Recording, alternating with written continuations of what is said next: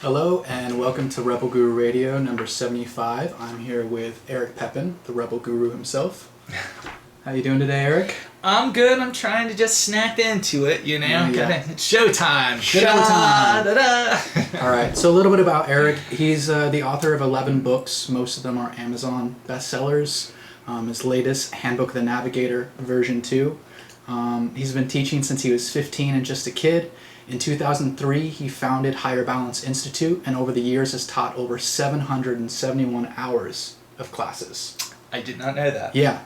And Higher Balance is very focused more on actually getting your students to have experiences, which is remarkable. So today we're going to be talking about, well, we have a special announcement. No, we do. Huh? Yeah. Well, go ahead. Well, something about a trip that you're planning, potentially to Utah. Well, isn't that what this whole conversation is going to be about? That's exactly what it's going to be. Okay, well, it's like a special announcement. It is a special. They don't know. Oh, all right. They don't know. Well, I'm going back to Utah. Hear the cheers and hear the okay? Yeah. But it's going to be very different. It's very complicated, and first of all, let me just say I'm a little bit distracted because we do have extreme fires going on, fairly far enough that I'm not concerned, but it looks like it may be encroaching, and it may send us, something saying that we have to leave the area. So if you're wondering why I'm looking this way, I'm just checking to see what the status is. We should be able to see it before you, but let us know if you see any smoke. We should be all right. Yeah. So, and there's plenty out there. It's just not local. And to everybody else who's going through, kind of these crises right now in Colorado and in Oregon and here in California, we're with you. It's terrible, terrible times. Yeah. Okay. So Eric, you've been to Utah twice before. Yeah. Before the focus was Skinwalker Ranch, yes. Investigating that. Yes. The most recent one, you focused on remote viewing and just kind of that general area. Yeah. I was a part of that, and a lot of students had a lot of value that they got out of it. But you're saying this time's going to be different. It's not going to be so Skinwalker heavy. Yeah, definitely not Skinwalker heavy. I mean, I'm looking at things in a very different way, and where I'm at right now. And where I'm at right now is I really need to go very deep spiritual.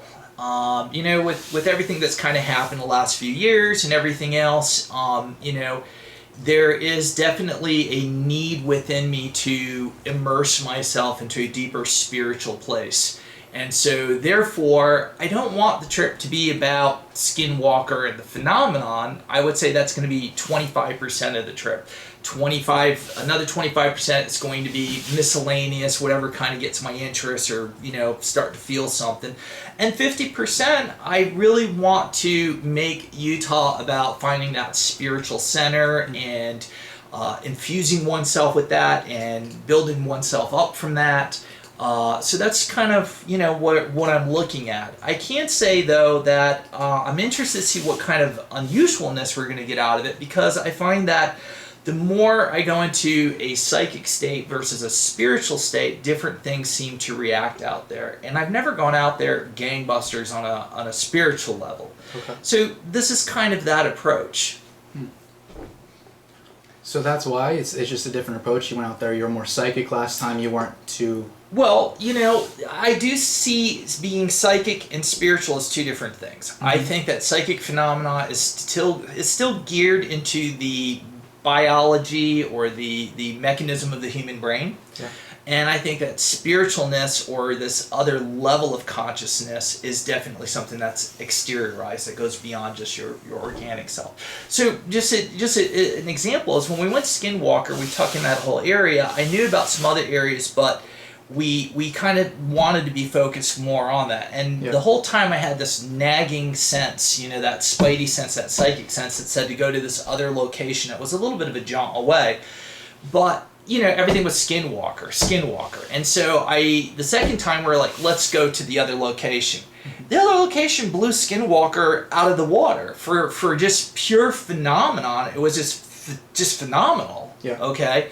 And we've shared some of those experiences. Mm-hmm. So that result, that interest and decision making to go there was largely psychic/spiritual. Versus the logical approach saying, well, everything has to be at Skinwalker. Do you see what I'm saying? Yeah. So that's what we followed. So now we're of course I've taken things to a whole new level. We've spent a fortune now on specialized drones and equipment and everything else. So I would expect for at least the image quality, the cinematographic level of this trip should be off the charts compared to anything we've done before. We'll see. And of course I'm bringing along Eric Robison, so he's going to come along and do this with me. So we'll see how it goes. Yeah. Wow. Well, anyone who hasn't been around as long as most of us, Eric Robison is someone, he actually wrote Bending God, and he used to be a staff member. He's a pretty well-known HPI person. Yeah. So that, and of course there's always the question of money. What is something like this going to cost for people if they want to do this with us, yada yada. And the bottom line is, it's free. We're going to do it all for free. It's COVID. Everybody's locked up. Everybody's, in a situation with anxiety and everything. And I'm thinking, if I can just do a great job and go on a great adventure and have you guys literally with me, good cameras going all the time and everything, I think it's going to be a pretty magical experience. And, I think it's the right thing for us to do. It's just a way of giving back to everybody, and maybe a little introduction to, my approach or how I do things. Because it is a little unusual, spiritual guru / paranormal investigator / UFOs. I like it all, That's it, Yeah, I think everyone will really get to know you a lot better. Yeah. And we'll be streaming them the same way that you're watching this right now. YouTube, Instagram, Facebook. So make sure you're following real good. But when can we expect to start seeing some content?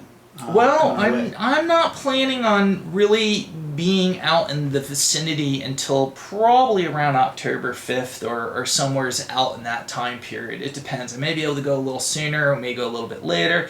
There's some concerns a little bit with the elections going on and, whatnot. So we may have to kind of wing things and see how that's going to patchwork together. But it'll probably be right around that time zone. Okay. Yeah, in a couple weeks. So keep an eye on all of our social media feeds to kind of follow that.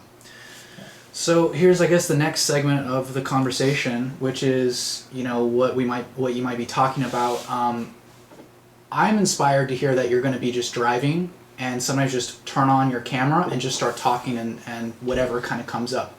That before, maybe you'd have students and other people around, and you might do some Q&As or other things like that. You might ask for engagement, but you're actually just going to kind of be unfiltered by some of this.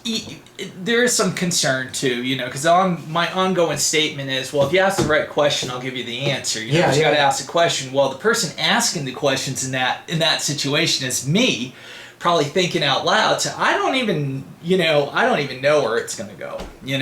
I really don't. Yeah, I don't even know if I should share this exactly, but you said before you're not too sure everyone can even handle the conversations. No, I don't. Can you elaborate on that and what you're thinking? Well, look, my mind goes to some crazy places, and when you're off in the camper van driving for 12 hours, you can let your mind go. I'm sure other people have been on road trips and stuff. So, stuff that I, it's why, I want to save the good stuff, because I haven't had time. I'm trying to keep myself from it. But I'm when I love simulated reality. I love discussing that, and I think there's just so much more no one's even brought up. So I'll give you an example. I would like to kind of have a conversation with myself out loud during the viewing ride, right? Yeah. I'm more interested in maybe talking about civilizations that are billions of years ahead of us. Okay? And what kind of technology they would utilize, and if their technology is having some effect on creating our reality. Okay. And the fact that they literally could be a billion years as a civilization ahead of us. It's profound. And what does technology like that look like? Do you see what I'm saying? It would look spiritual. It would look to us like just mind-boggling, okay? And so I want to kind of go into that. I want to go through all my pros and cons mentally and share all of that, and whether or not these beings, with that kind of technology, being able to just really probably even manipulate time easily, okay? Are they here right now? And if they are, what do they look like? What's going on with them? So that's just one conversation, just some, who knows how many hours I'll go into that rant. So, So can we break that down just a little bit more? maybe, for someone maybe who's a little not, newer? maybe. Okay, Well, that's what I'm saying. I don't You know wanna if it's float too it. much for people out there. If they're, I think they're ready for that. I think anybody's gonna put up with me. They're ready for that. Yeah, they're you know? hungry for it. Right. Everyone's excited. So yeah. Excited that's, comments? You know, Yeah. so Okay. so that's kind of, you know, a little idea of what I got mulling around. I'm like I've never been able to just do me to talk. Never. Yeah. Never in 17 years of doing HBI. I mean, almost Yeah. 800 hours of content, Yeah, and that's all right. you're teaching students, and Right, it sounds like this is right, almost a right. little bit more Yeah. for you. Yeah, I kind of think about it as, you know, I don't like saying it this way because it sounds kind of too cocky, but you want to know what's going on in my head. My objective is to just kind of think out loud, and you can see what kind of rattling goes on up there, you know? Yeah, and it's not going to be free because it's not good content. Like, it's amazing content. It I should be do paid not content. know the difference between paid or not. It never enters my mind. I just do what I do. I've never thought about what I get for this or that. I let the staff kind of figure out what they want to do, and I kind of keep myself out. Just like the marketing. Sometimes it's good, sometimes it's bad. I honestly don't do any of it, you know? It's just like nasty comments. I don't get to see those either. Ha ha. Anyway, so there you go. Yeah, we'll have to be monitoring during this trip. Right. Same with everyone else. Keep an eye. So, you know, so stuff like that, you know, civilizations and, you know, and how I look at different stages of these civilizations and what kind of technology and, how, you know, would they be here? Why would they be here? How would we experience them? Would we even know they're here? Why? How come? Circumstances that may be something that's a phenomenon based on that rather than just coincidence, what I would look for. And then there's other stuff, you know, when we were looking into Skinwalker, you know, there is some stuff I've been kind of following. You know, I'm not necessarily on board with the whole Bigfoot thing, but there is a very significant amount of unusual phenomenon that seems to be associated with that. And I've done a lot more, you know, looking into that now. I'm still not sold on Bigfoot, you know, but I am sold on the idea that there's some other unusual phenomenon there. And so it always brings me back to Skinwalker when I keep trying to wrap my head around, you know, these dog-faced humans smoking cigarettes in the middle of nowhere, and the police come up and they get out, they look at each other, they look back at them with dog heads like shocked, and they just vanished, you know. You know, I've been really looking at that very hard, and then you have the phenomena that one of the things that we experienced out in this one location, which is incredibly remote, was a cigarette smoke. I tell you, there was not a soul out there. My regret is not being on my A game. Yeah. You know, not really kind of moving that limit up. You know what I'm saying? Mm-hmm.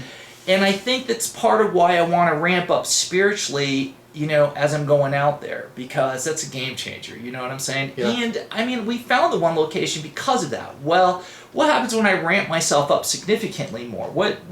How's that going to affect things? What'll change? Will we see ripples? I don't know. You record it. We'll see. I don't want to, you know, no promises, but, you know, hey. You know, so, you know, yeah, so I've been investigating basically translucent humans. Okay. And what that is basically people have seen, basically they look like humans. But they're transparent. You can see right through them. And you see a distortion, kind of like, you know, in the movie Predator, okay? Well, this is how it's been, but not as bulky or big, but some people have seen better silhouettes. Other people have seen them larger. Is it technology? Is it phenomena? Is it multidimensional? What is it? But here's the thing. I think there's a correlation with that out where we went. And that's what's been just kind of eating away at me since the last year that we went out there.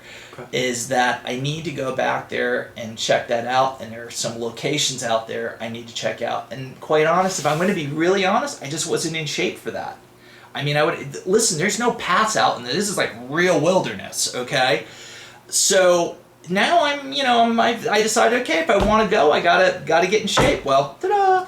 Anyhow, so yeah, so I've just been kind of gearing up for this particular thing. The other stuff, you know, on a sideline is, you know, like when we went to check out some of the hieroglyphs, which in my opinion definitely are representing some form of intelligent or alien life. Yeah. A lot of them, we didn't anticipate for them to be so high up in the canyon wall, so we couldn't get a close look.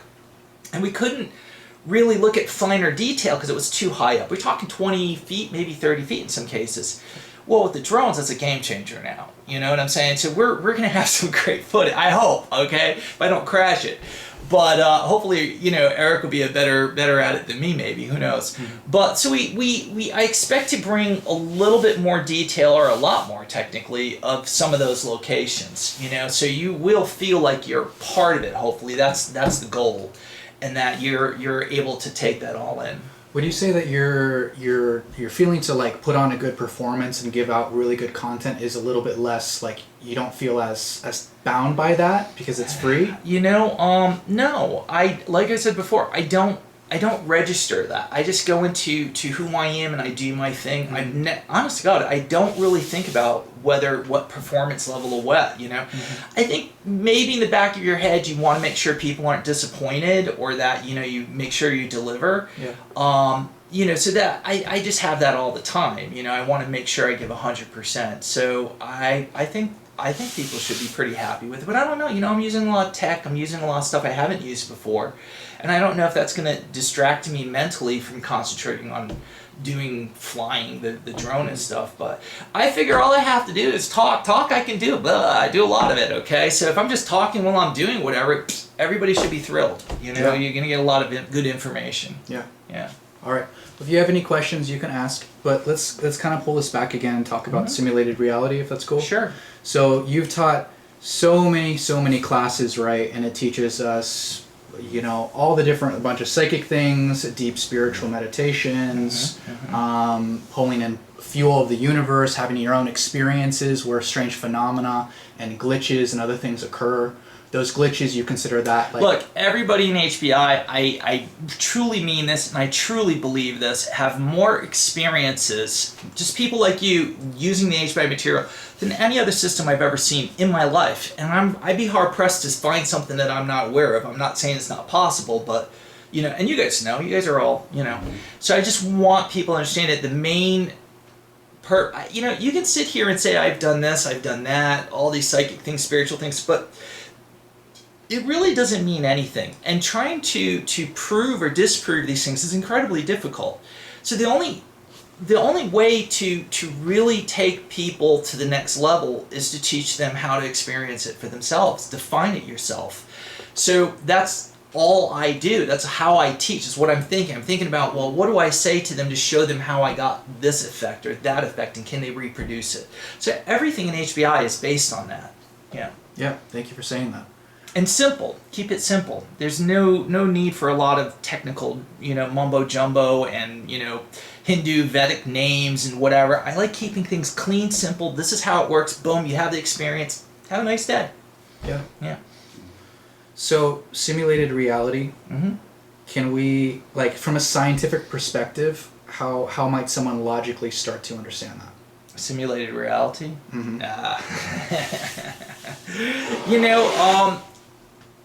I don't think that there's a simple explanation for that other than try to utilize it from a perspective that you've found some comfort with. So most people who would be watching me already have an interest in paranormal, metaphysics, spiritual stuff. Yeah. And oftentimes, you'll hear a lot of spiritual people say, well, reality isn't real, or this is God's dream, or whatever. Yeah. But if you were to really look at that under a microscope, what does that mean, God's dream? What does that mean that everything's an illusion? What is an illusion? An illusion is a false representation of what reality is supposed to be.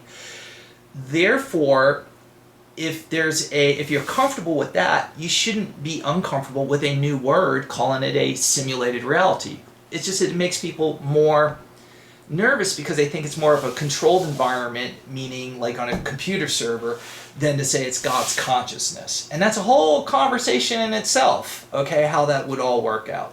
But to have somebody understand that, it's very simple in one sense, is that your sensory tells you what reality is. If I have a dog, I think it's like probably 30-40% relies on its eyesight, but 60% on its smell. And that's how it perceives the world. And that's hard for us to grasp, and that it would be black and white. Same thing goes for other animals and stuff. So we all think we share the same reality, and in many ways we do, but our perception of that reality can be very different.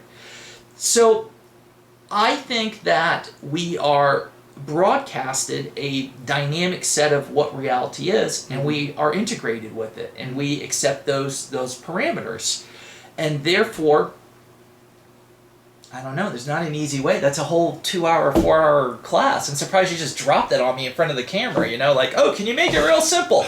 Miracle, okay? No, but you did offer some clarity, so that it helps. We're just not everyone's all at the same level, and we're trying listen, if we are in a simulated reality, and I believe we are, then the bottom line is you have to understand that take current technology now with video games that you can watch, and you literally can see the hair move on their heads. It's virtually just a step or two from being so realistic that you almost have trouble defining what's real and what's not. Yeah. That is current in the year 2020, probably right up to 2024 or something like that.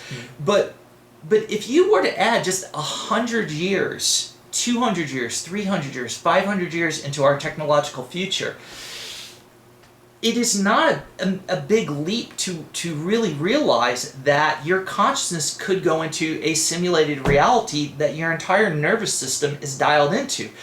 If that's the case, neurologically in your brain, there's not a way to define the difference between what we would consider base reality and that reality. So then how would we know that this would be a simulated reality and not the real reality? Is it just like an odds game? Well, that's something you gotta, this is again, what are people ready for? Yeah. And you're ready to hear all this, but they may not be. Yeah. Okay? And there's some out there would. So I think you're taken away from them because you're getting too philosophical, too deep, too professor-like from your training, and now they can't relate. Okay. So don't do a bad job interviewing. All right. Well, I guess what I'm trying to piece together is, you talked about some animals don't have certain senses, and that you try to kind of focus on the psychic sensory and developing that, and you having your own experiences. It's kind of like the story of the person pointing towards the moon, and you're not looking at the finger, you're looking at the moon. You're trying to point people in the right direction for them to have their own experiences. I think that dealing with simulated reality has to be dealt in doses. Okay. And I think it can be too much for the most advanced people. I think to wrap your head around it without a sense of fear, anxiety, no control, then what is reality? I think it's a lot for people. Yeah. And I think that we've been in it so long and working on it and taking this puzzle apart, okay, that we have come to a certain level of comfort to bring this to the general public in the sense of, we live in, well, they've heard all the big names talk about it and all the scientists and we know this thing and that. But for me, my approach is very different, is that if you want proof it exists, then I say to you, have you ever seen a ghost? Have you ever had an encounter? Have you had any weird phenomenon? I believe all of these things are just glitches in our reality. Okay. So therefore, they are also opportunities to see what's on that other side, or to integrate with something beyond our reality if you can hunt it down, if you can work with it. But in a sense, for I think the majority of people out there that are still doing crystals and tarot cards and astrology, no, okay? It's just, they're just not ready for that. They'll say they are, but they're not, okay? Okay.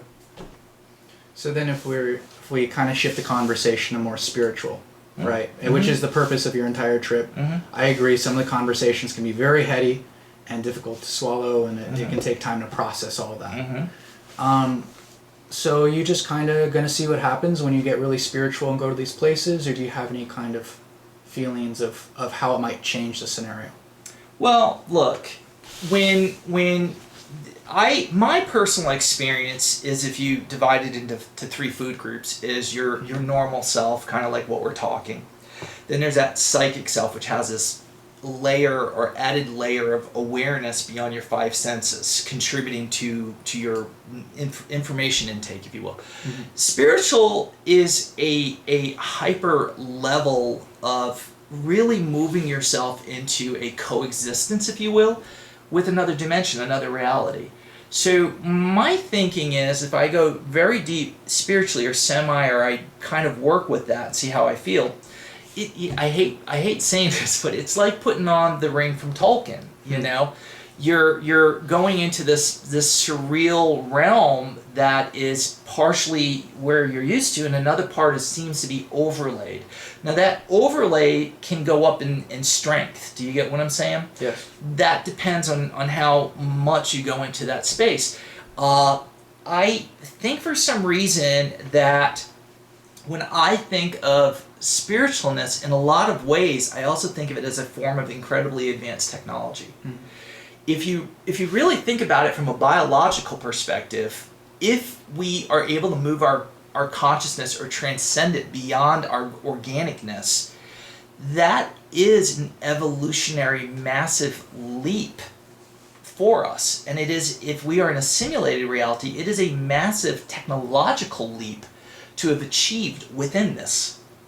Because I think that being spiritual in frequency is more real, obviously more real, than even our own reality. I think it's more realer to whatever's out there. And I think we refer to it as spiritual. But if you think about this, and this kind of stuff I'll probably do more so in the van, but if you like this kind of stuff. But if you really think about life after death, if you think that, where does one exist? And we know what the majority of my thinking is, but for those who would move beyond that, what is that place? Is that, is it just pink balloons and you just sit there warm and fuzzy? No. There are clouds, right? There's no clouds. Not in that sense. But it's pure static consciousness that still has individuality on a vast level, but also a collective of harmonized consciousness. Kind of like in your mind how you have different personalities, yet you're all harmoniously along, but there's different aspects of your identities and how they think. Mm-hmm. Kind of something like that, but much grander. So in essence, this particular area, there's so many things about Utah that really I find fascinating. There is some kind of, for a lack of a better word, a telepathic bubble that is somewhere's kind of, it's massive. It's just flipping massive. And I think it probably covers at least a third of the state, so depending where you come into it. And this is where people hear voices out there and hear music, and there's just no one as far as the eye can see in any direction. Mm-hmm. So there's that unusual phenomenon. And of course, let's just, Skinwalker in itself, but there's a lot of other strange phenomenon that happens out in that particular region. But it also is very spiritual. When you think of shamans and stuff from out there and various different spiritualists, okay, there's a very strong energy out there. And remember what I taught, that some of the strongest entities are found in the desert or desert-like environments versus the plethora of ghosts and entities that you find on the East Coast with a lot of plants and trees, but old buildings, old structures, and high moisture and electrical storms.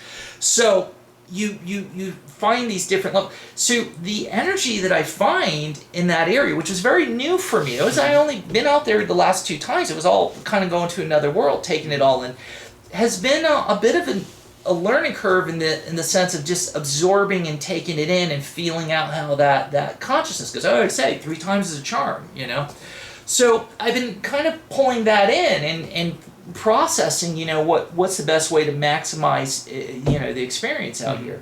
So I think by going spiritual, more so than going in there intellectually kind of taking it apart, which I can't help, but I'll do anyway. But that spiritual sense, leaning towards it, is what scored me the massive location that we went and we're going back to, okay? Mm-hmm. But I suspect there's going to be more locations now based on that, and I've already scouted out 1 or 2, but I have to physically get out there.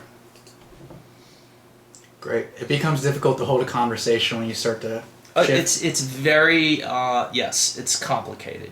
Yeah. Yeah. Well, I was interested in that, and why Utah, and why specifically there is like you felt like the place you needed to go back to.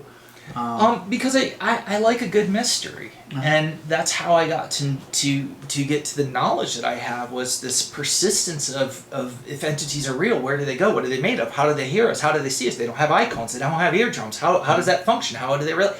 This is just how my mind works, you know, and so it's the same thing. I've got this whole new toy store of an environment, spiritually and psychically. Yeah. So it's kind of revving up this old dragon, if you will. You know, I'm kind of getting excited again a little. You know, that don't happen very much for me, and I'm getting older. I'm not a spring chicken anymore. So you've got to have something to really kind of get me intrigued. This has got me there. But Colorado, I want to go too. I don't want to, you know, but, you know, they got freaking drones flying around there, and they don't know if that's really like the new term for swamp gas for UFOs, and they're just trying to downplay it. Since when do you have, you know, things the size of a car that we can call drones? I mean, and stay up there for hours. So more likely it's something else, but gotta find out. Okay. So I think there's a connection to all of this, and there's linkage. And look, Skinwalker, I hate talking about Skinwalker because I'm kind of it's been oversaturated. But as far as I'm concerned, it is indisputable. There is very much phenomenal happening there. Yeah. And the question is what's really going on there?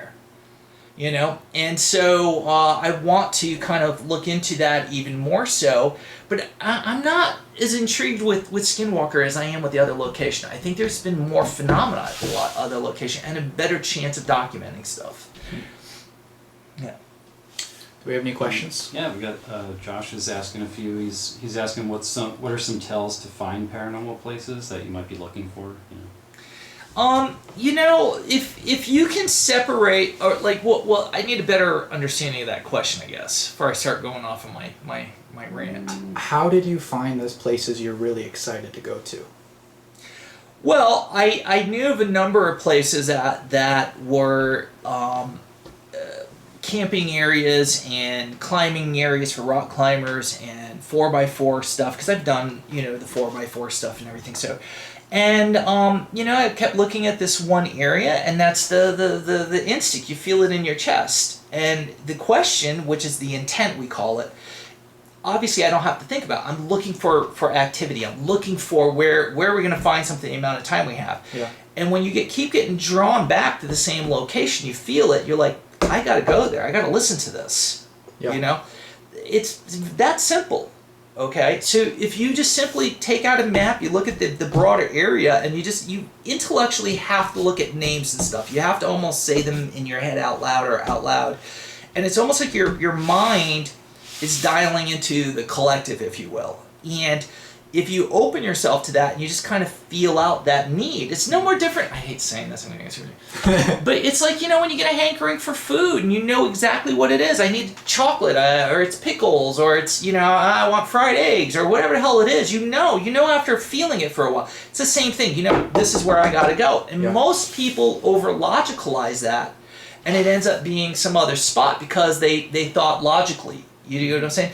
I've learned to just dismiss that portion when I'm in that state and listen to that feeling of where I need to be. Which in this particular case, if I push more into spiritual, then I expect more of that information to come into me. Excellent. Yeah. Makes a lot of sense. Any other questions? He's also asking, how can you tell the difference between an entity and our mind running wild when doing paranormal outings?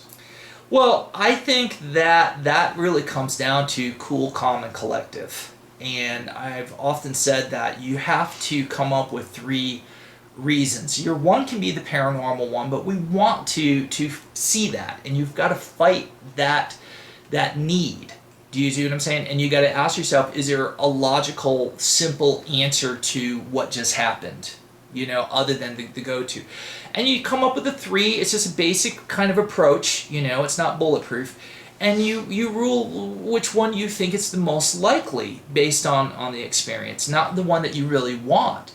I'd rather rule out almost all phenomena, which I often do, because it saves me the time of chasing after something that's not what I'm interested in.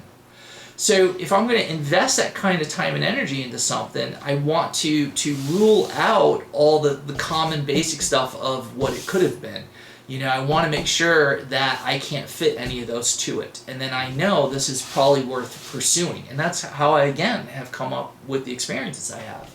But I probably throw out 20 things out of 21, you know. Right, so it's like... And you guys have seen me, Yeah. in action. You see how I make people go back out and I'm like, yeah, you said you seen a pole, then it wasn't there.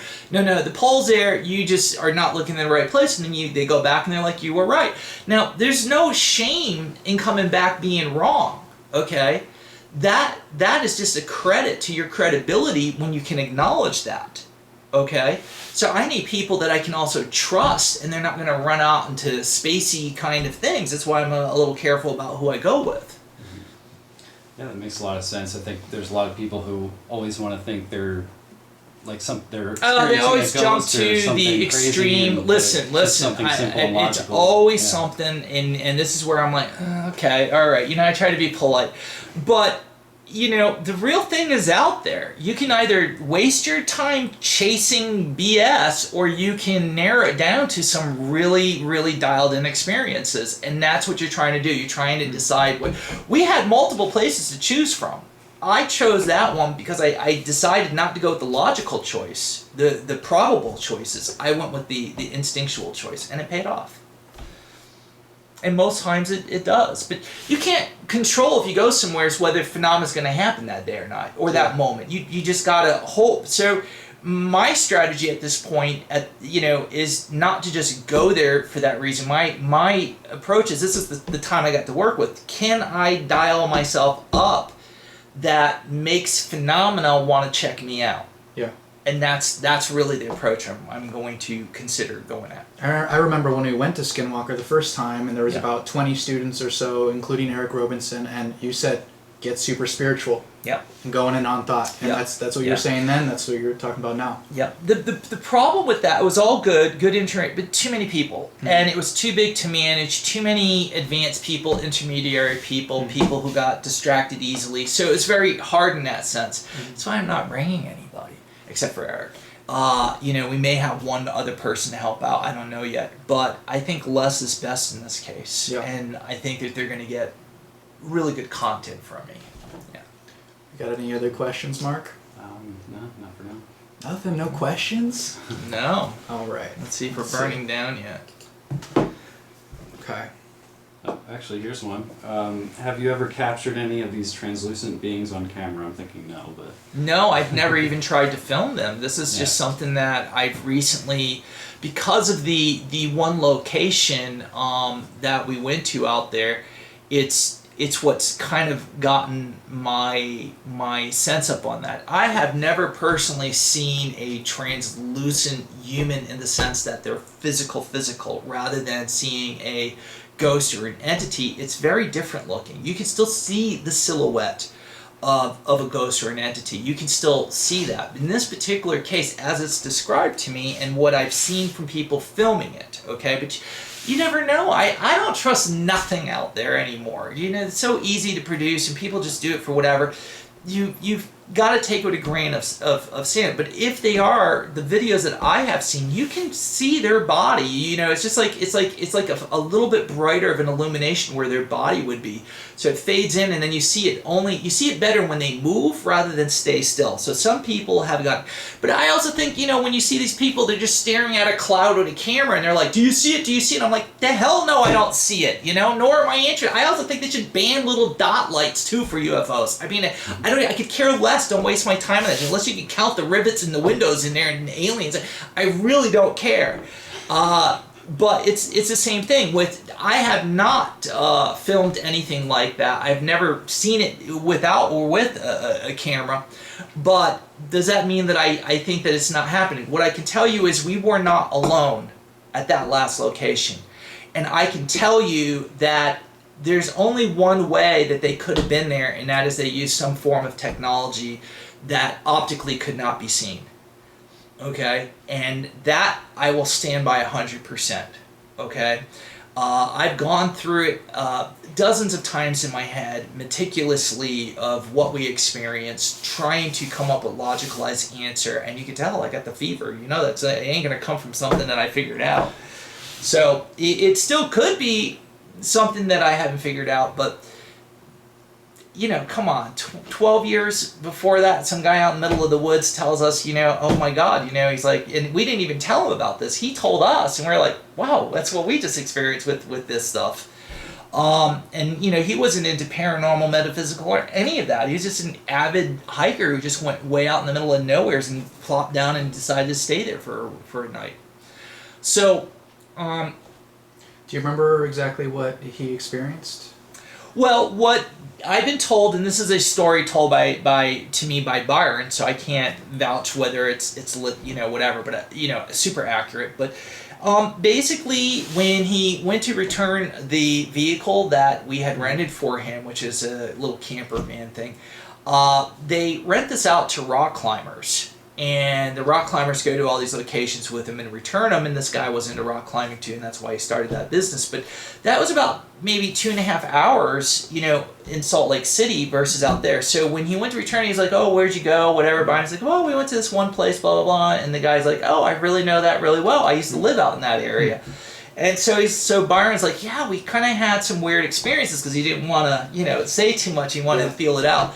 And the guy's like, yeah, we get that a lot from people up there. Everybody who lives up there has had, everybody has different ideas, and stuff. So he says, well, have you experienced anything? He says, well, I'll tell you, one time I was up there, I went out to the middle of nowhere. You're talking, I live in the middle of the woods. This is like really out. Like if you went out there, unless you really know what you're doing, you can die out there. Okay, which may happen to me. Who knows? Okay, so in essence, it shouldn't be really anything. I'm sure there could be stuff out there, but he was there. It had to have been like 2 o'clock, 3 o'clock in the morning. He's in his tent, pitch black. Pitch black. There's no lights out there, and he says he woke up to cigarette smell.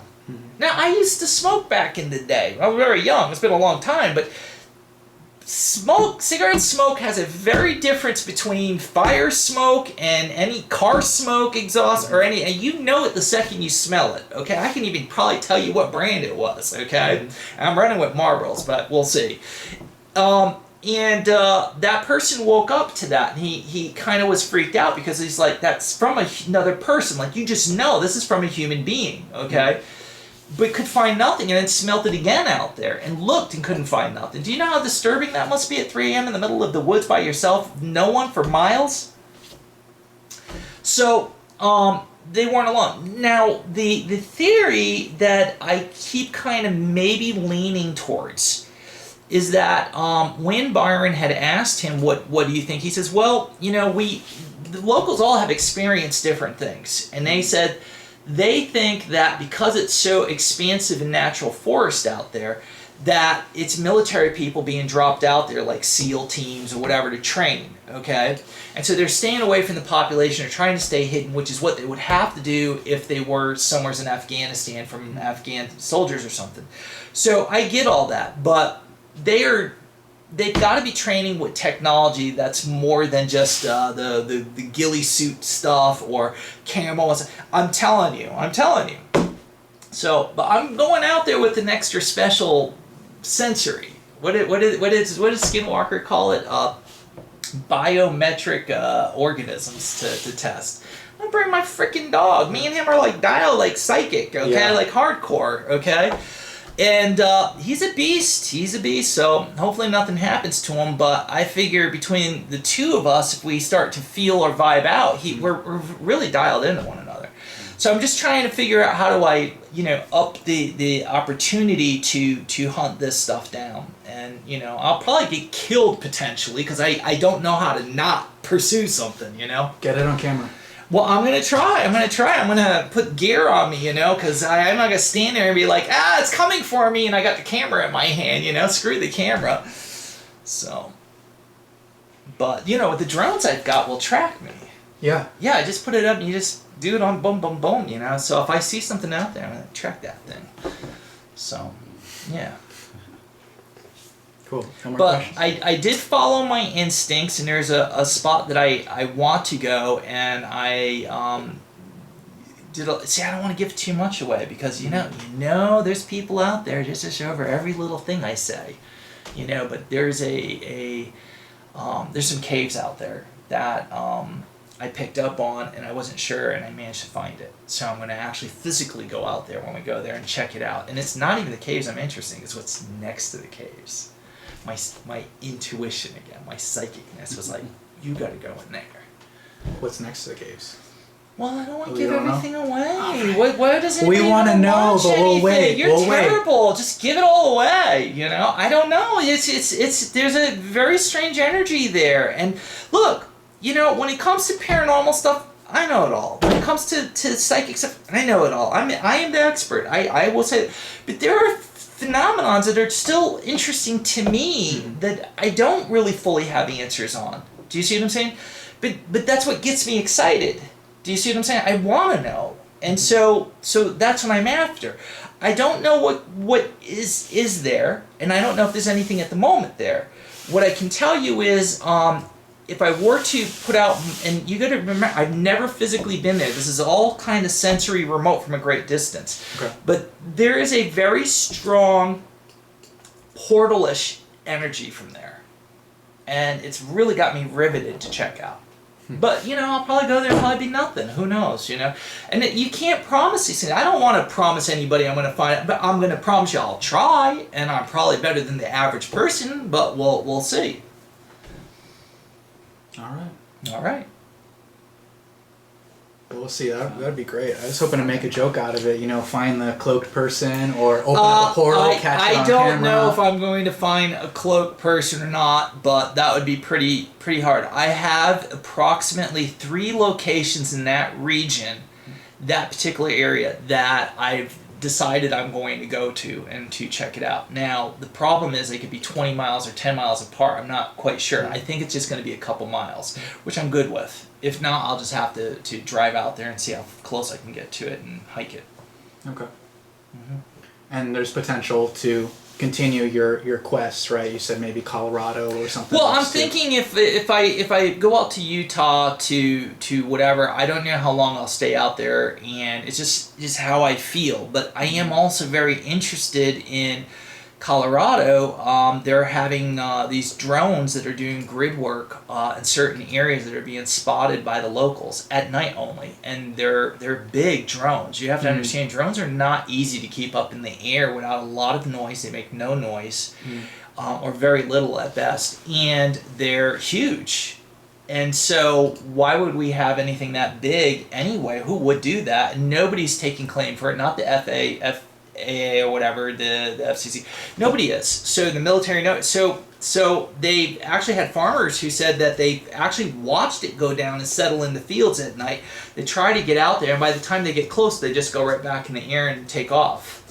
But the inside word is these are UFOs. And nobody seems to be able to get close enough to see them. There's been some pictures that they're still at night, but you can kind of make it out.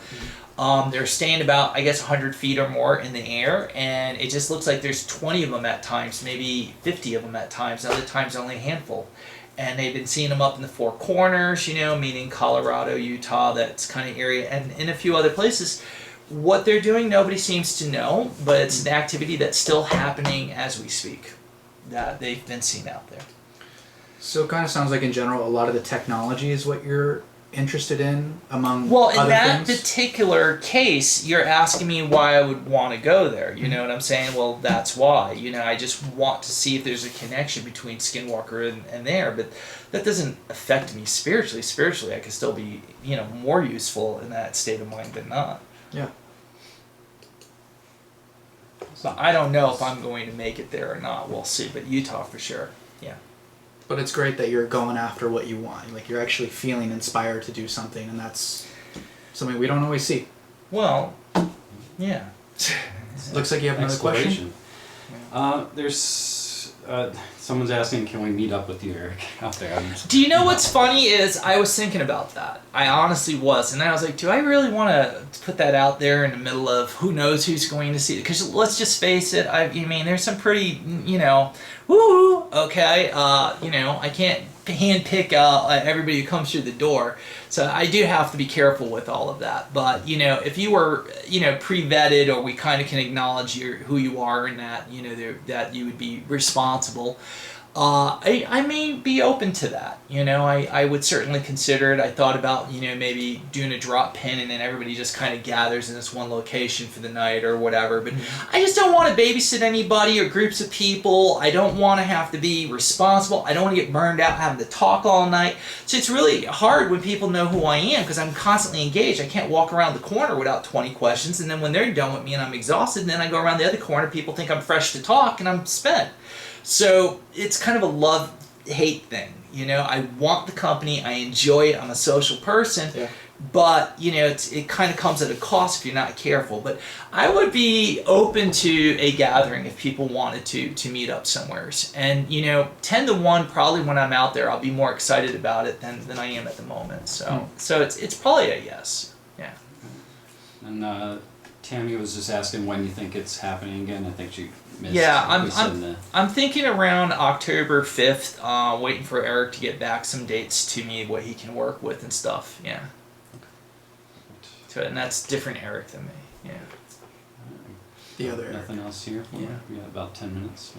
All right. Well, we don't have to finish right on cue. Yeah, we wrap can. it up. Yeah, we can. You good? You good? You good? I'm good. We're good. All right. So that's it. I think we're going to call it a wrap. Thank you all for sitting in. And unless there's any wrap-up questions or anything, we're good. Going once, going twice. Thank you, everyone, for showing up. All right. Share, subscribe, like, and thank you for being here.